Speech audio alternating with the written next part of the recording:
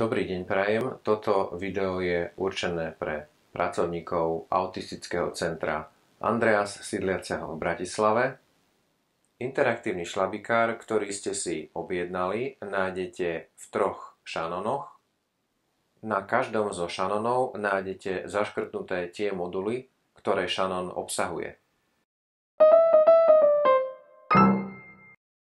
Predtým, ako spustím interaktívny šlabikár, by som vás chcel upozorniť, že kartu treba k čítačke prikladať tak, aby bola v kontakte s čítačkou asi 1 sekundu.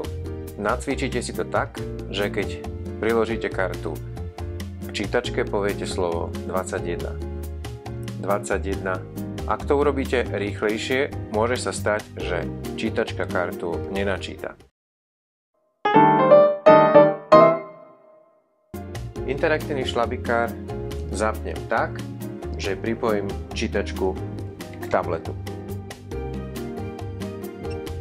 V tomto momente je pomôcka pripravená na používanie.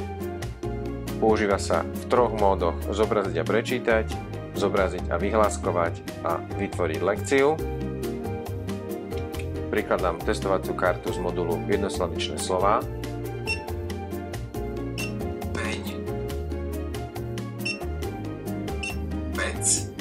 Touto šipkou sa vraciam naspäť a môžem si vybrať druhý alebo tretí režim interaktívneho šlabikára.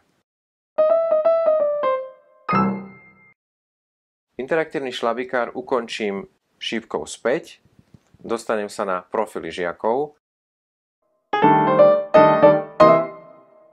V tomto momente by som vašu pozornosť upriamil na tlačidlo s ikonou služby YouTube, ktorá je vpravo dole a ktorá zobrazuje všetky dostupné webináre, ktoré sú k tejto pomôcke momentálne k dispozícii. Celkový počet videí je okolo 130. Nájdete tu napríklad základy práce s Visual Reading, typy lekcií, nastavenia platformy, spôsoby výučby čítania a odborné koncepty použité v platforme a tak ďalej. Na konci potom moduly interaktívneho šlabikára.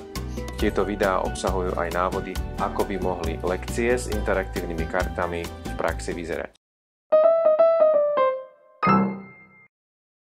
Ak chcete z tohto miesta spustiť interaktívny šlabikár, kliknite na túto ikonu a vyberte si jeden z režimov.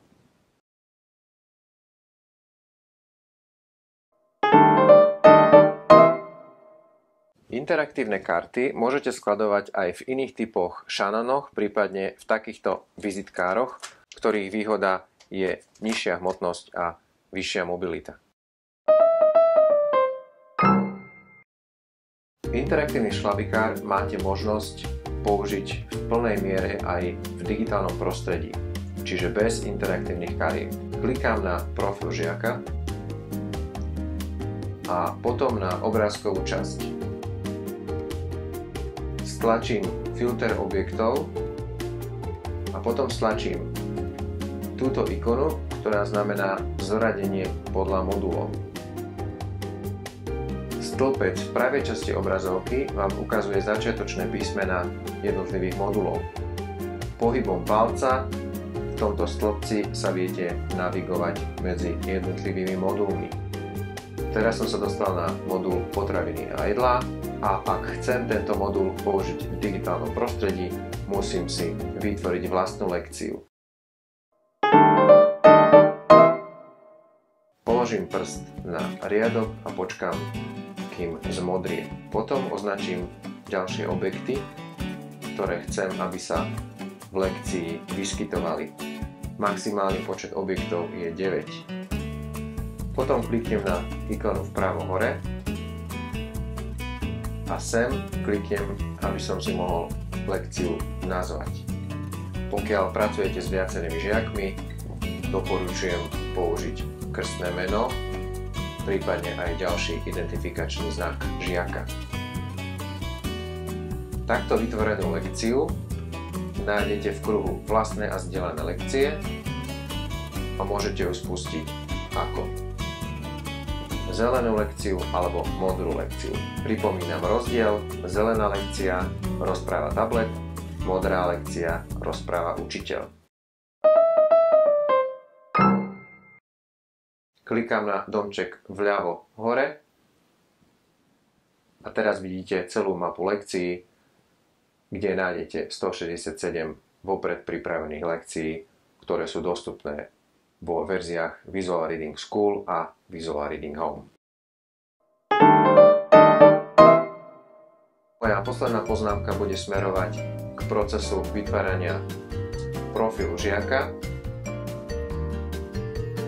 Vyberáte si stredný stĺpec, špeciálna pedagogika, diagnóza žiaka je nepovinná, môžete napísať čokoľvek. Toto je veľmi dôležitý krok, kde prvé dve voľby znamenajú, že žiak bude pracovať v režime bezchybného učenia a posledná voľba znamená, že tento režim bezchybného učenia zapnutý nebude.